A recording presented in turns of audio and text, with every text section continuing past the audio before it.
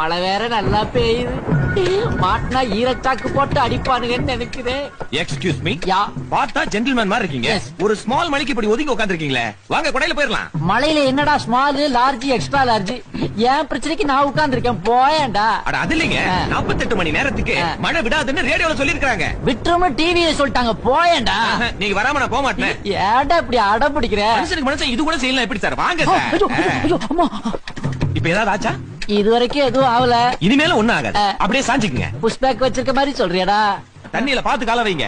ஏன்? சில நேரத்துல கரண்ட் ஒயர் அறுந்து கீழே கிடக்கும். அதுல நீங்க கால வச்சீங்க தீஞ்சு போயிருவீங்க. ஏண்டா டேய், நான் பாட்டுக்கு ஓஞ்சி போய் ஒரு ஓரமா உட்கார்ந்திருந்தேன். என்ன கொடையில வான்னு கம்பல் பண்ணி கூட்டு வந்துட்டு இப்ப தீஞ்சு போயிருவேன்னு சொல்றியே, நீ நல்லா இருப்பியாடா? நீங்க தாய்க்கு தலைப்புள்ளியா?